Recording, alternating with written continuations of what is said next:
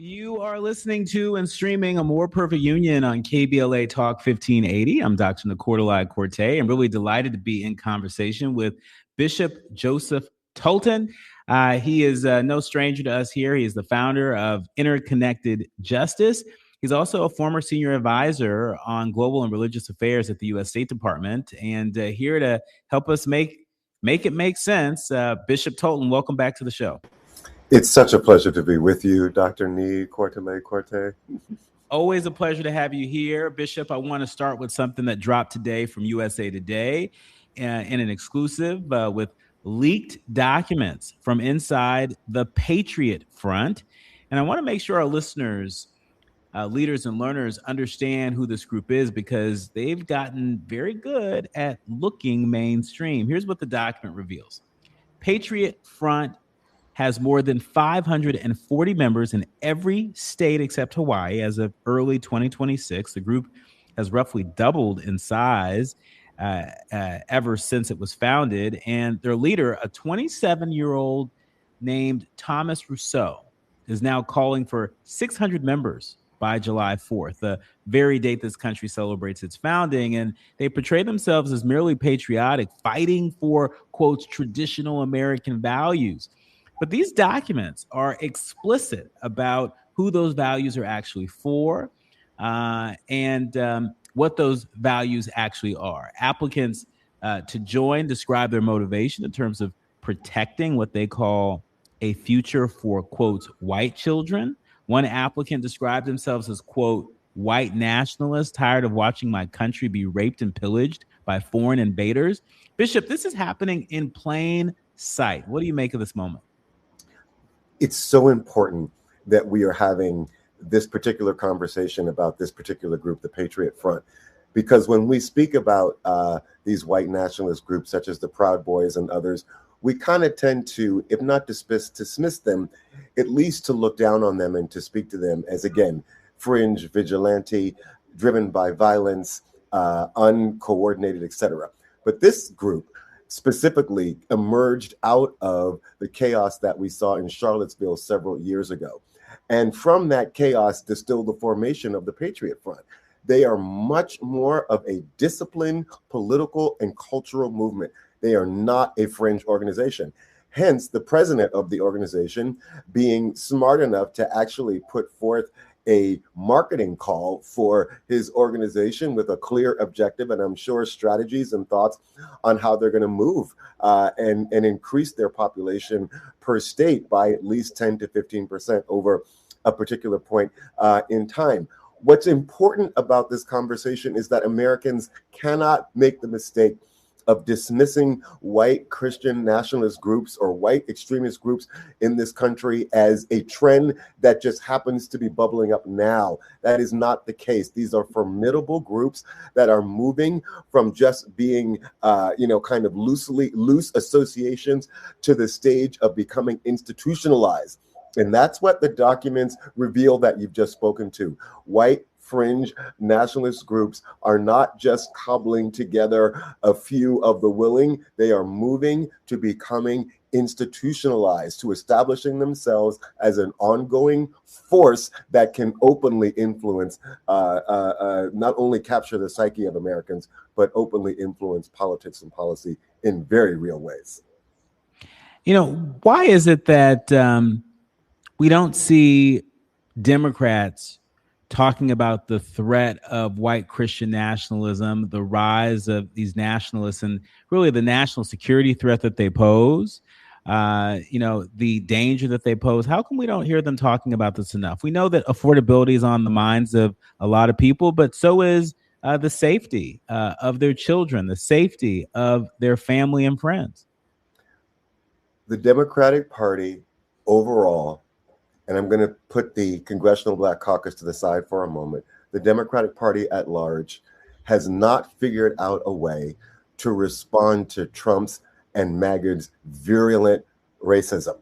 They have not figured out a way to deconstruct and present an argument and make the case to the American people that Joe Biden was right about the fact that this is a war for the soul of the nation.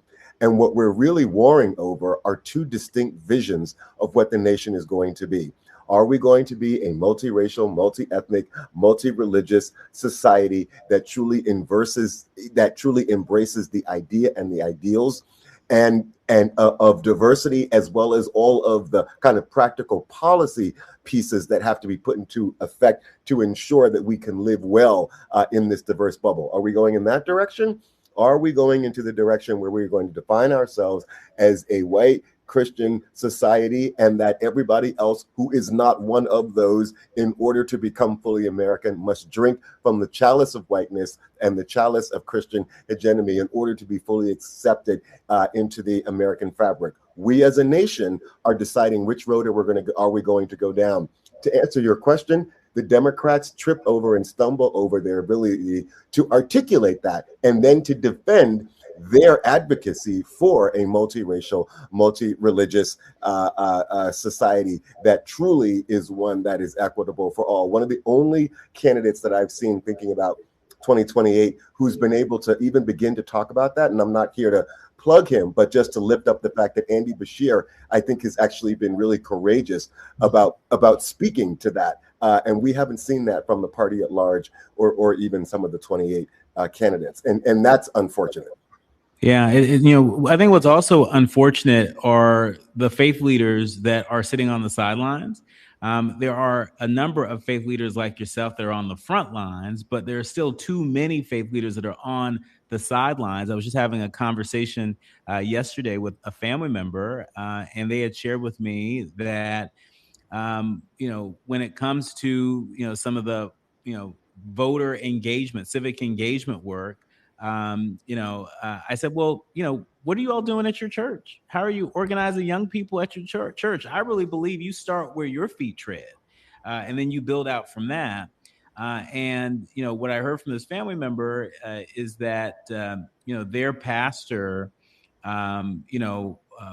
wasn't trying to be too political.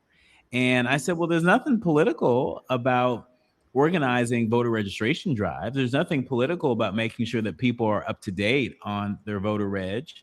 And this family member is talking about a Black pastor. And so I put this to you, what's your message to faith leaders across the country, Black church and all, that still, for whatever reason, are sitting on the sidelines and not meeting this moment with the level of organizing that is required?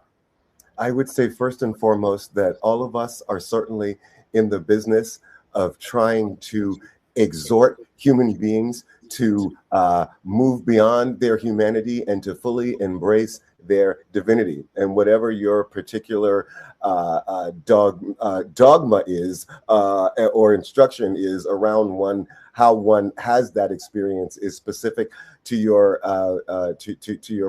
specific belief system. But as much as that is our ultimate charge, within that charge is a call for us to make sure that the people that we guide and that we instruct and that we walk with also are living life on this plane as well as they possibly can. Meaning that if we are if we're spiritual beings having an earthly experience, in order to optimize that spiritual experience, we've got to optimize our earthly realities and conditions. So therefore, you as pastor, priest, shaman, or imam or rabbi have a responsibility to speak to the political conditions and realities of your people and to lead. And you might not feel as if this is your primary call, but what you can also do as a pastor, if you don't feel as if you've got the language or the technique or the skills or even the vision, you can call in other pastors. You can call in local leaders. You can anoint leaders from your community to come in and to partner with you to do that kind of work. So none of us as spiritual leaders have an excuse. Rather, we actually have a charge. And I would go a bit further to say that the gospel of Jesus Christ is a highly charged political document, and that the work of the Christ over and over again was to speak to the political condition of the people of his time. And that is what our mandate and our call is. And never has there been a moment when that pressing call has been more urgent. Bishop, let me bring in the second story I want your perspective on, because on the surface, these two stories seem like they're in different categories, but I actually think that they connect. Today, Jewish faculty members at Columbia University, they filed claims with the Trump administration's anti-Semitism fund. And before anyone changes the dial, let me just explain, because this is not the story that you think it is. These are Jewish professors who supported the Gaza protests, and they're filing claims because they were targeted. They were called a number of names, including self-hating Jews, bad Jews, by people who, according to the faculty accounts, had the implicit backing of the university administration. One classics professor wrote that he and other Jewish faculty tried to mediate between protesters in the university and were attacked as Jews or as bad Jews or as fake Jews. These faculty members say that Columbia took positions that all Jews must identify with Israel, and that any Jew who didn't was not a real Jew. They say that is textbook anti-Semitism. So now these faculty are using a fund created by the very Trump administration that many of them have criticized, but they're using every tool available. Bishop, what do you make of the way the definition of anti-Semitism is being weaponized, and in this case, reclaimed? Yeah, this is terribly unfortunate that these professors are moving us down this road. And the story exposes a growing problem in American politics. And it's the weaponization of civil rights language for political purposes. Anti-Semitism is real, and it must be confronted. But when protections against anti-Semitism are deployed in ways that silence debate or punish dissent or erase the diversity of Jewish voices themselves, the result is confusion rather than there is justice. So I think that you're right. Both of these stories are certainly somewhat aligned. Yeah. When we come forward, we're gonna dig even deeper into these stories. I mean, so much afoot. We know that there are a lot of folks out there that depend on Medicaid and Medicare as a lifeline. This ain't a luxury. This is a lifeline. And what the administration is doing to interrupt that lifeline, some might even say kill that lifeline, is unconscionable. And so if there is anyone in your life that would not have health care if not for their access to the lifelines of Medicaid, you don't want to miss this very important story in the news cycle today. We got one of the best and brightest to help us attempt to make it make sense. You are listening to and streaming A More Perfect Union on KBLA Talk 1580. More when we come forward with my guest, Bishop Joseph Tolton of Interconnected Justice. 1580. You are listening to and streaming A More Perfect Union on KBLA Talk 1580. Just a programming note, Too Precious to Lose. You remember when we had a good conversation with Jason G. Green? He's the author of this book. Well, I'll be hosting Jason G. Green, the author of Too Precious to Lose, this evening in Culver City at the Village Well Books and Coffee Shop here in Culver City. And so it's not too late for you to stop by and say hello and be a part of the conversation, starting at 6:30 p.m. tonight, going till 8:30 p.m. And so all are invited. Now, Bishop Tolton is with me. He is the founder of Interconnected Justice. He's also a former senior advisor for religious and global affairs at the U.S. State Department, and he's a frequent contributor here on A More Perfect Union. Bishop, I want to shift to healthcare, because what's happening right now to Medicaid in this country, it should be a 4-alarm fire for every family in our community. The Trump administration this week, they finalized a new Medicaid work requirement. Starting January 1st, adults on Medicaid will be required to work 80 hours a month or prove that they're too sick to work in order to be exempt. Now, here's the part that's catching advocates off guard. The exemption does not cover everyone you'd expect. According to health policy experts, someone in early stage cancer who's undergoing radiation treatment but can technically still work is not automatically exempt. Someone living with HIV who can technically work, again, not automatically exempt. A coalition of 48 patient organizations, they put out a joint statement calling this rule, quote, a serious danger to people with complex health conditions. The director of the HIV and Hepatitis Policy Institute said plainly, quote, we're just going to lose people to Medicaid, and then they're going to get sick, and then they're going to die. The stakes couldn't be clearer. At stake is health coverage for 68 million low-income Americans, and states have until January 1st to implement this, which experts say is an impossible timeline. So, Bishop, when we talk about who this hits the hardest, we know it's our community. Black Americans are disproportionately covered by Medicaid, people living with HIV in our communities, people fighting cancer.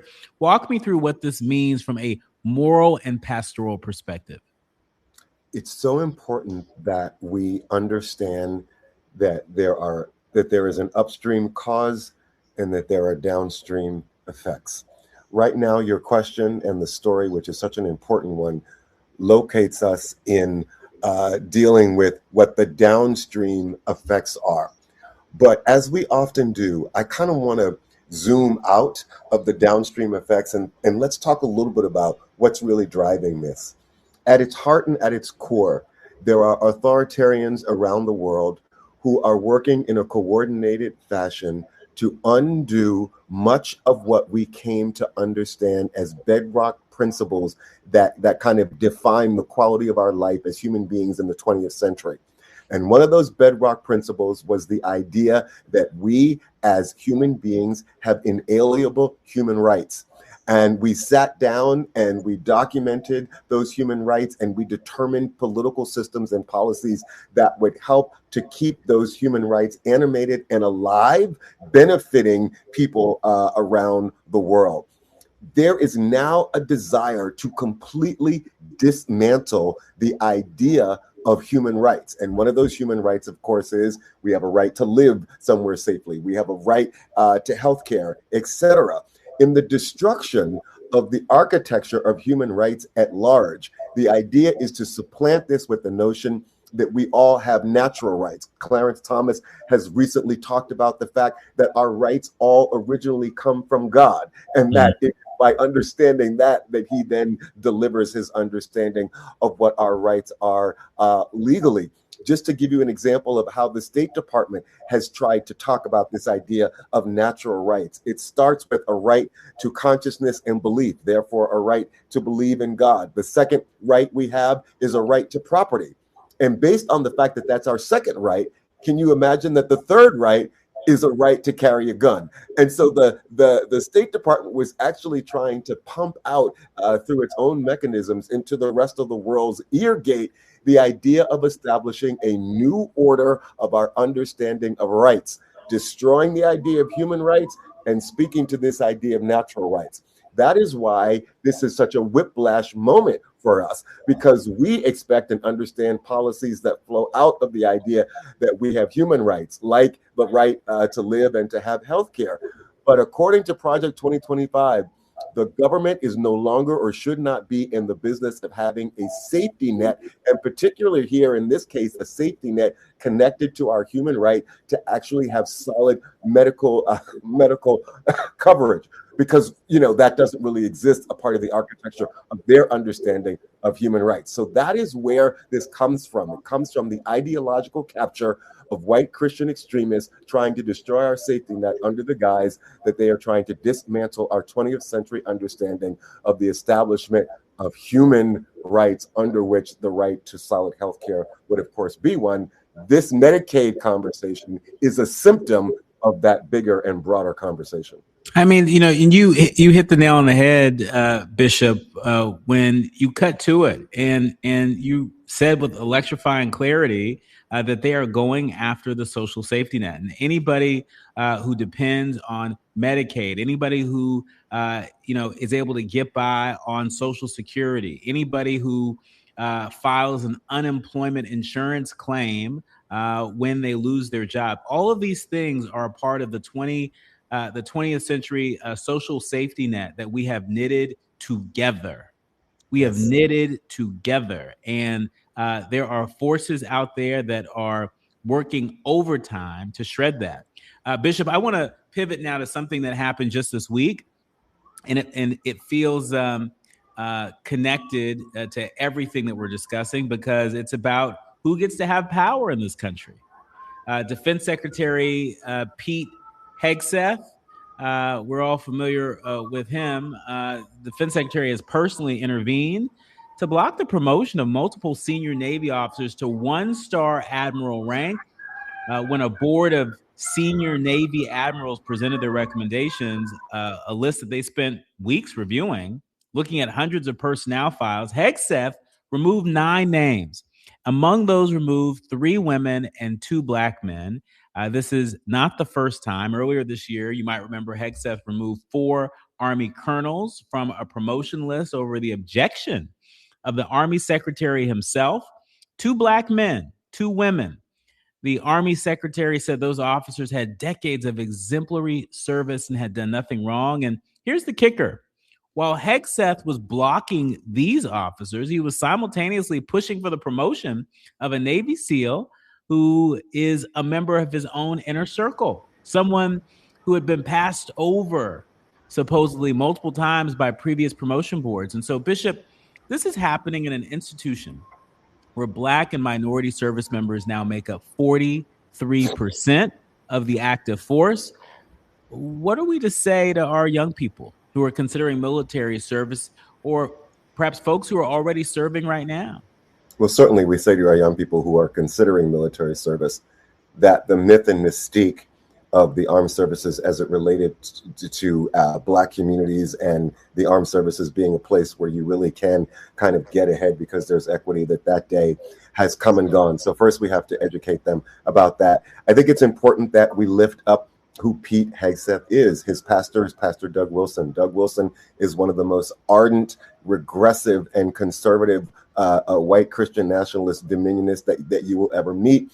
He's very clear about what the role of women should be, almost advocating that women should not have the right to vote. We saw that in this multi-religious democracy, that Pete Hegseth actually came out and spoke to the American people and instructed them to get on their knees at night and pray specifically in the name of Jesus for our soldiers that are fighting in Iran. This is a multiracial democracy, the population there of which he is speaking to, many of whom are non-believers, Jews or Muslims, etc. So this is the mentality of Pete Hegseth. He is a cultural warrior more than he is actually a military warrior. And so these patterns of seeing Black and female leaders disproportionately removed or sidelined is very much so about his assertion that this destruction of diversity, equity, and inclusion as an ideal in the American government is going to be prioritized in his department of what was Defense, now Department of War.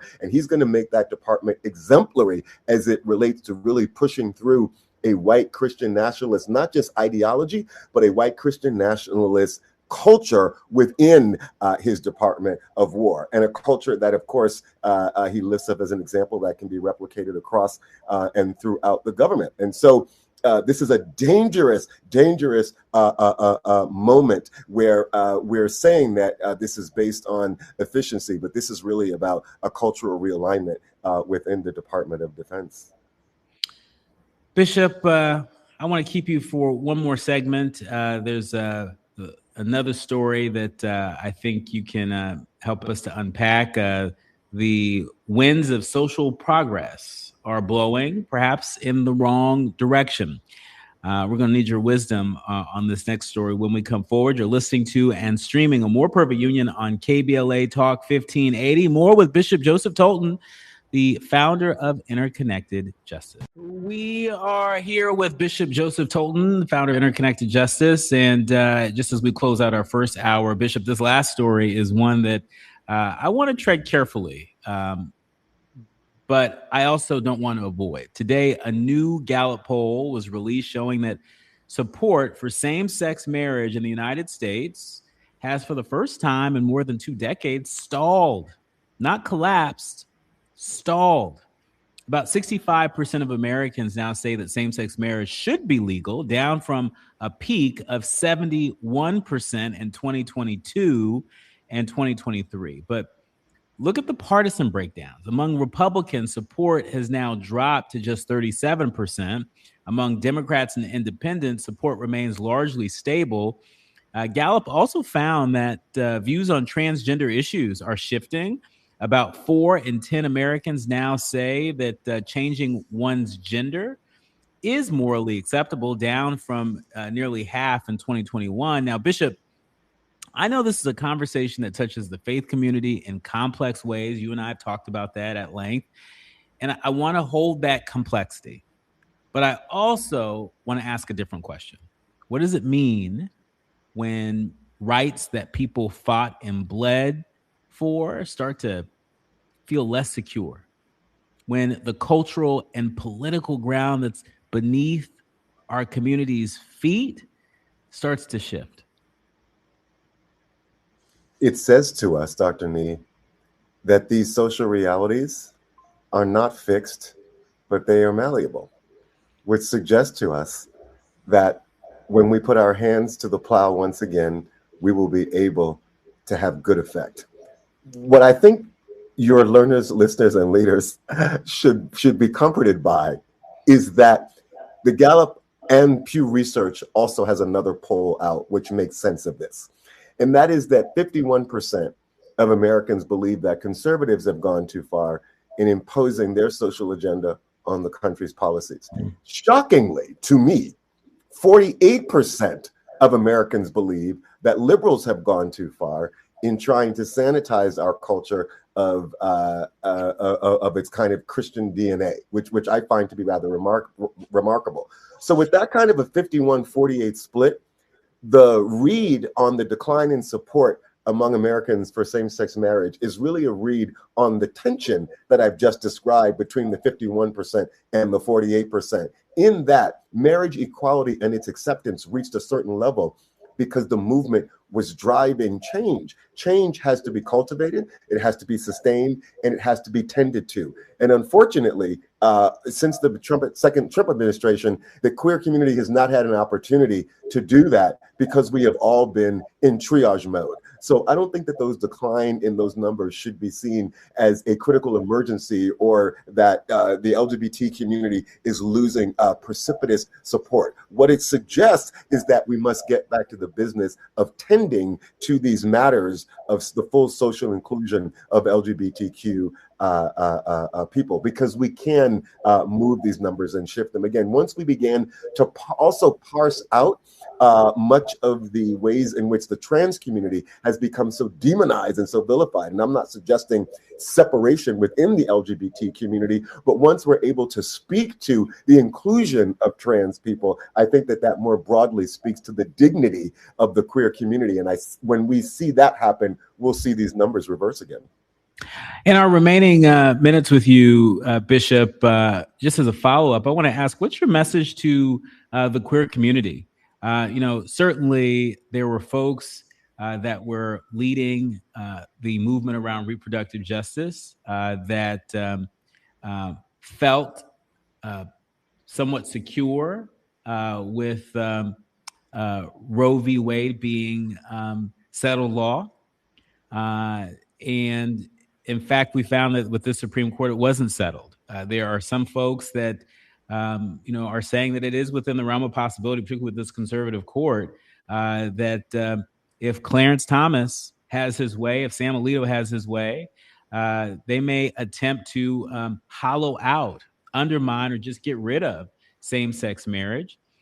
We know that showing up at the polls is an arrow in our quiver that we all have to use more forcefully. How do you feel about how the queer movement and queer community has responded to the gutting of the Voting Rights Act? Do you think the queer community should be doing a better job connecting the dots between that fight and the fight for trans rights and marriage rights, among others? The beauty of the brilliance of this moment is that the queer community has a huge opportunity, particularly the white queer community, to make up for its lack of working at the intersections.